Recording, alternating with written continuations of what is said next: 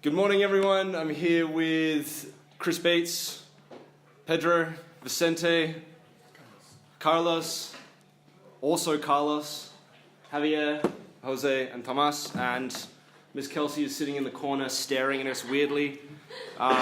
It's an overseeing. Oh, gremlin. Today being the anniversary of the September 11th attacks in the US on the Twin Towers and the Pentagon, and also being the anniversary of the overthrow of the Chilean government. Military coup. We thought we would talk about terrorism and the war on terror today. Let's start with Chile. Who wants to tell me, because I actually don't know much about this. Mr. Bates, do you know much about this? Yeah, but I feel like I'm probably the person least qualified to comment. Oh, I don't want to hear you speak. Let's hear a Chilean. It's helpful Pedro. for Basically, on 9/11 of 1973, what happened was the military just went to La Moneda and just raided the place, and Allende they were defending the place, but they had Is this the presidential palace? Yep. It's like the White House really, and they had no way. It's overselling it a little bit. As important as the White House. Okay. It does the functions of the White House. But anyway, there was really no way just a couple of people in an office could defend against the military, so they just overtook the government and eventually bombed the place and destroyed most of it. And they destroyed the constitution. That's how they managed. Yeah, literally, a secretary came out with the Chilean Declaration of Independence, and one of the militaries who were checking if people came out took it and burned it. Yeah. Okay. I think Pedro said they just stormed it. I mean, there was a reason why they did that in the first place. Maybe you don't agree with that reason, but I mean, maybe it's worth explaining, Jose Pablo, what that reason is. At the beginning, in the 71, you could argue that Allende's government was going well, depending on your political side. But on the 72, inflation went really up, and the government started failing. There were several legal attempts to take him out of the government. Yeah. Okay, there were several. In the record, it was about 600%. Yeah, it was hyperinflation. Yeah, it was awful inflation. Everything was the government turned really bad, and it was surprising because the first year was so good. Yeah. Unemployment dropped to the lowest I think it had ever been in history. Yeah, it had been pretty good, but then the next year everything just skyrocketed, and no one could pay for basically anything. So there was a legal attempt to take the president out, but it didn't work. So Piñera said fuck it. That wasn't Piñera. Piñera. He may have been a little fetus is walking. Yeah, you've heard it here first. Piñera. Actually, regarding the causes, I come from a conservative family who all voted for yes on the plebiscite.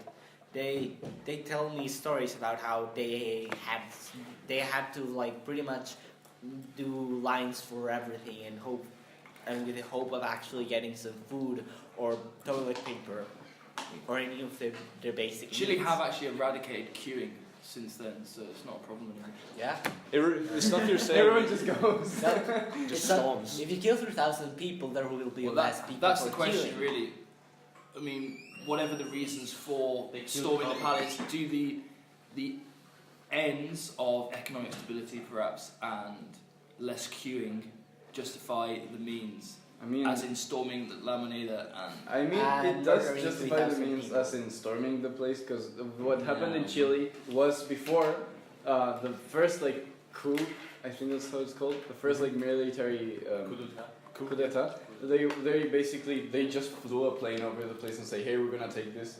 And they threw papers. Yeah, so you're gonna have to move. So they did that, but in this attempt there was actually in 1930s. There was that was on the first attempts, but on the 1970s there was actual resistance from if someone is killed who doesn't want to sacrifice themselves for something, is that too many people dying for something? Yes. Someone else's. Even people who sacrifice themselves willingly is too many people dying. I don't know if I don't know about that. I mean, if people are willing to sacrifice themselves for a cause and they feel strong enough about it, then maybe that's slightly different from, for example, being stormed while you're in your office and being shot. It might be noble, but that doesn't mean you it's good that you died. I mean, Yeah, I feel like That's one thing was taking Allende out of his charge, but the other thing was becoming a dictator and Yeah, violating human rights. turning into Yeah, dictatorship. that's two different things. I thought the question was about, storming the place. Was that the good mean to justify everything? I mean, was that the right course of action? I think that it was at the time, but again, as Vicente said, becoming a dictator for many, many, many years and like violating human rights and killing people that just existed. Torturing. Yeah, and torturing them and just massacring them. I don't think that justifies anything, but I do feel like taking the president out of power did. A question for you, like on a philosophical level, is we know that sort of power tends to corrupt people. That a lot of people who get into power, when they get into power, they do so on the back of popular movements. Like Robert Mugabe, when he took the presidency, he was seen as being a hero of the Zimbabwean people, right? He kicked out all the white people who had conquered Zimbabwe and were treating Zimbabweans terribly. So he was a hero. He was like a Malcolm X for Zimbabwe, and ultimately he became a dictator. Maduro, I know Maduro was not Chavez, I get it, but in that kind of same idea, this political party is becoming more and more corrupt, right? Chavez's party was super corrupt by the end of his life. If we say that very, very often people become corrupted by power, how do we then justify someone taking power in the first place, aka Pinochet, taking power for a quote-unquote good reason? But then if we know that later down the line that good reason is going to become sort of overshadowed by the bad actions, is that viable? Is it ethical? I think that everybody, first of all, the fact that you were able, or like, you felt so strongly about your opinion that you overthrew the government, is almost like political, like when you're like so, you get it, like Fanaticism? fanaticism, yes, and Good word. wow words. Remember that literally the day before he was chief of the army for the president. And then He obeyed the orders of the president. The problem was, there's a famous headline that said, "There's only flour for 3 more days, and then we won't have any more flour to make bread, which is the basic thing people need to eat." You're kind of putting that forward as like a justification for this? It's just How do we know it's true? Now, from the that's an Brexit, interesting point. with all the newspapers about Brexit in the UK at the moment, they're fear-mongering, saying like, in 4 weeks we're not going to have any drugs left in the country, right? In 2 weeks we're not going to have any food left. They're really hammering that. I agree, it may have been a situation in time, but we do know historically that there was shortages of food and basic. Yeah, people were Yeah, really... that's what I want to say. That It's there was real. actually You can see it in records the street. and like pictures. I'm pretty sure of people lining up the whole block for a cup of coffee or like water. And you might even be lucky if you get it. Yeah, like It's like those. Venezuela at the moment. Those really. Yeah, it was. It was, and of course we also have like people's actual experiences. Like you can actually ask them. Yeah. In England, it's like, oh, it's gonna happen. And it was not only that, But there here it was- were many here it was organizations like that didn't like Allende. They got together to make him have a bad time. Businesses got together and said, hey, let's not sell stuff. And it was exacerbated by the Americans. It's like, Yeah. that's a different. Jose, sorry. And the other question about like, what was it like? Our government won't fail or something like that. I think that everybody believes in their own like skill, and they're going to say, no, I'm not going to go corrupt. But when you get like a hand of that power, you're like, you get tempted, and over time you say like, oh, if I do this, nobody will notice. Oh, if I do this, nobody will. It's like when you get a piece of cake and you like eat a piece of the cake and say like nobody will notice, and then you eat again, and you eat the whole cake, and now you're like Now you're just fat. And that's why we're not allowed cake in English department. And no one else gets to have any cake. There you go, Jose. No. And they live horrible lives because they don't have cake. Actually, Pedro. coming back to way back to like, was it okay to take the power? I feel like it wasn't okay to take the power for yourself, because for me that basically means that you're stooping down to that level, and if you're willing to use force to take it, then you're basically showing that you are like as unfit for the role. You're almost as the last legitimizing person, force, right? Yeah, Right? actually, a 'Cause- lot of. Because it's like it's like, you know, some people that typical, like, I don't know, superhero stuff where they become the judge, jury, and executioner. If you do that all yourself, you're showing that you don't care for anything but yourself and your own opinions and moral code. So I feel like taking the power maybe was not. I mean, not maybe. It was definitely not the right thing to do. But maybe you could have, like, I don't know, had like a pseudo government for a couple of weeks while you gather up the politicians and the people who dedicate themselves to this, and say, hey, let's like bring all you guys. Let's do new elections. They have a president. Yeah. Let's actually do something with the country and fix the problems, instead of like, no, I'm gonna do this because I know how to do this. Yeah. Actually, I'm going to say I disagree. Because I'm actually not a really good fan of democracy. And I think authoritarian regimes is actually the way to go. But you need your leader. The leader has to be a good leader. So if you said that if you take the, I know what you say, like judging, execution, and Judge, jury, and execution. yeah, judge, jury, and execution are all for yourself. You show that you don't care for anyone but yourself. But having power doesn't mean you don't care for anyone else. You might be the judge, jury, and executioner. It's like that guy in the new Avengers film. Which one? Thanos. That one. Yeah. Big one. He believes he's acting on behalf of the entire universe and doing a positive thing, which no one else can see it, and he's willing to be that full guy. You know, I'm willing to be the head of. I'm willing to put myself up on this pedestal as being the scapegoat for all these problems. However, I believe strongly enough about this so that it's worth it. Perhaps in the same way that Pinochet did, in the sense that he put himself forward as being someone who will get a lot of criticism for what he's doing, but he and the people that support him believe strongly enough that was worthwhile doing. I don't know if Pinochet did it under good intentions, but my point is that just because you're a dictator doesn't mean You have to be a bad person. Yes. Yeah. So do you name a good dictator? Tito, Marshal Tito, he's like... I can barely name Tito?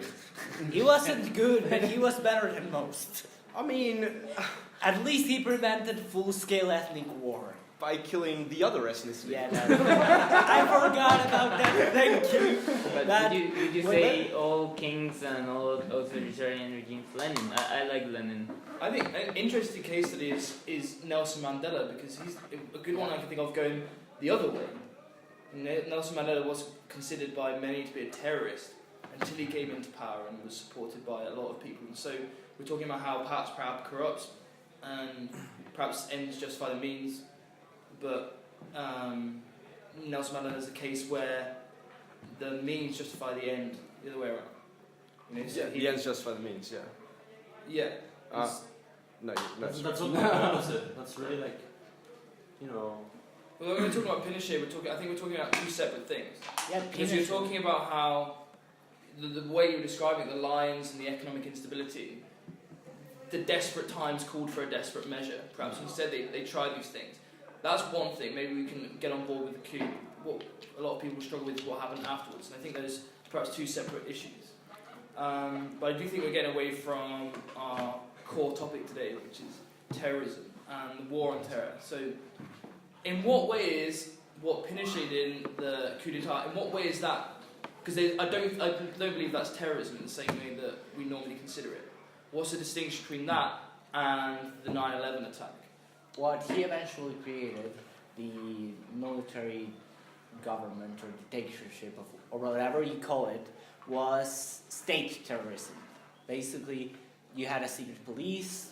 You could basically disappear any day if someone came and put some sort of allegation against you, and that's similar. And you live in this sense of fear that something bad might happen, that you might lose your life, that you might lose everything you work for, and that's exactly the same thing that 9/11 type terrorism is based on.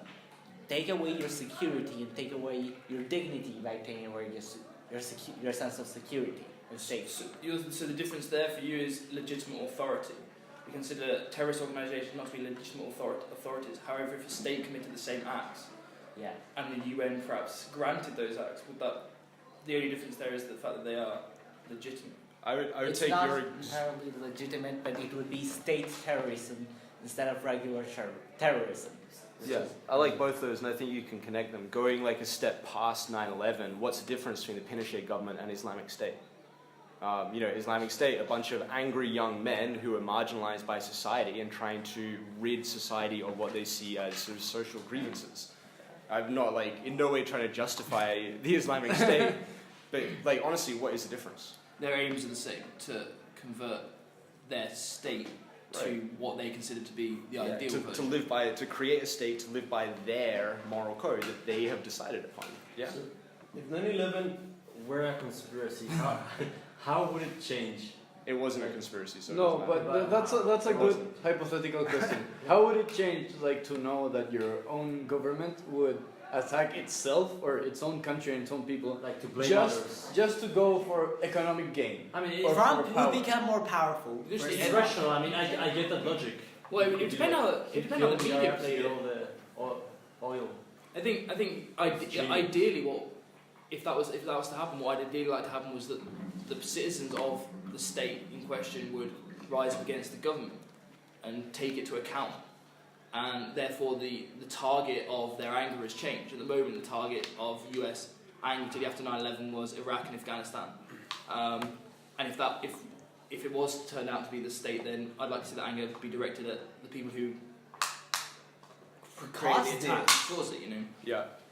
Are people who dare But to go to people in their own country just to start, let's assume it was to start a war, they thought, let's kill a bunch of people from our own country to have an excuse. That becomes like, you become into a monster. I'm sorry if it's an exaggerated term, but it's the truth. No, it's not exaggerated at all. Of course, if you're killing your own civilians to create money for weapons companies, that's absolutely barbaric.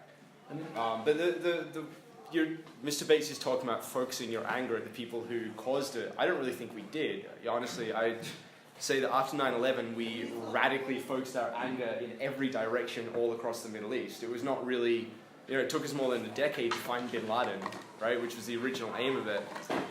But instead, we just destroyed Afghanistan. It was handy to have a bin Laden as a scapegoat.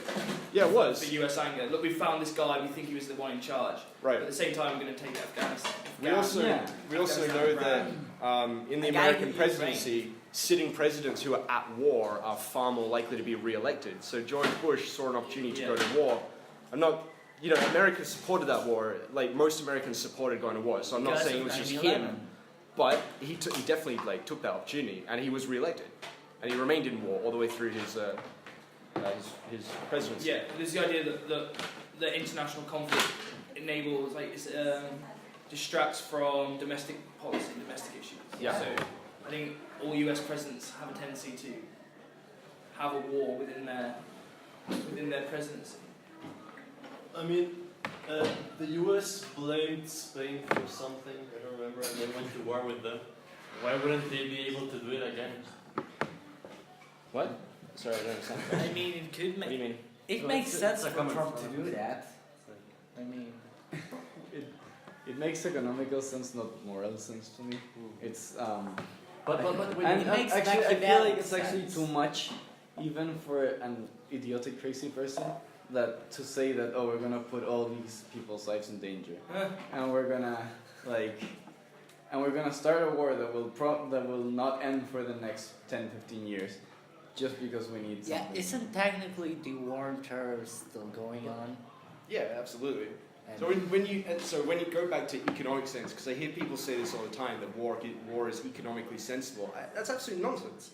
War is economically advantageous for weapons manufacturers and no one else. The war on terror has cost $1.5 trillion US. 1.5 trillion US dollars, right? The effort rebuilding Iraq and Afghanistan has cost billions and billions and billions of dollars, but all of that money has gone to weapons companies and oil companies and privately owned companies. That money's not going into the government or into social values. It's not really rebuilding schools, is it? So I don't see it as economically viable at all. It makes 3 or 4 people rich. No, those 3 or 4 people are the ones with the power to start the war. And are the ones that are empowered and the thing that we were talking They get at the money beginning. from the So weapons no, if we're if they are like power corrupted them, they could really easily like say, oh yeah, let's kill everybody and start a war that will last more than a decade. Now we get even more power. Yay! It's really feasible. Maybe. Vicente? I have two things to say. First of all, I do think wars can be economically viable if you siege the resources from the other place. So that would make it economically viable. And the second thing I wanted to say is, why do people? I don't agree with war. I just want to say, and why do people bomb the places like in the Paris attack or at the theaters? Why do people know why they do that? If I had to take a guess, I don't know for sure. It's practically just to say, hey, you live in this super secure country with all these policemen, and we can still kill everyone around you just because we want to. Now, why would you do that? We are here, and we are dangerous, and we will destroy your life. We will destroy everything you stand for, because it is against what we believe in. Lose your dignity. Like the objective of those things and most of terrorism is to like cause terror among people, because it's fun. They want to. It's people are afraid they become stupid. It's their way of showing themselves that they are there and that they have meaning, because they have no other way to do it. Well, they take offense with Western ideology. They find it. It also could be they coming for revenge or something like that, because Yeah. the US did go, and I mean, I'm not gonna defend them for putting 2 planes in the Twin Towers, but they did kind of retaliate, not just by killing the dude responsible, but by taking the whole country and by bombing it like every other day. Yeah.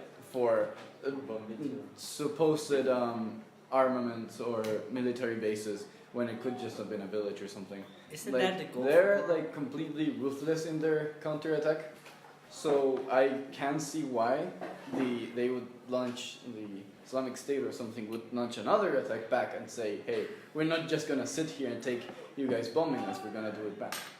Different terrorist groups have different aims. So Islamic State aims to spread Islam right through the world, to make every single man, woman and child Muslim. That's their goal. Create a caliphate. So if they made the caliphate, they would then spread into Europe. That would be their next stage. Al-Qaeda has no such intentions. Al-Qaeda wants to make an Islamic caliphate, and then they want to remain in their own Islamic caliphate. And they want white people gone. Basically, non-Muslims live outside of the caliphate. If Al-Qaeda had their caliphate, in theory, they would not be bombing outside of that. So it kind of depends on each group's aims. But like the guys who do bomb in France, for example, as pretty much everyone said, they will say, well, there are French soldiers in our country, so you need, Iraqi soldiers, us, in France. It's tit for tat. Yeah. How's it? We could apply the same logic that we used recently. Like, for example, what if those attacks were also like planned by empowered people, like the 1% of the 1%, to blame Iraq again? Or we could say that, let's say, if Al-Qaeda gets their caliphate, and everything is going good for them, and they say like, oh, now like power corrupts them, and now they want to expand more and like be like the British like 200 years ago. So how can you know? I think we need to finish up. I think that's all we have time for. So thank you everyone for coming. Be safe today. I know that it can be a bit Crazy. a bit crazed, a bit chaotic. Yeah. No rioting, Carlos. I can see that smile on your face.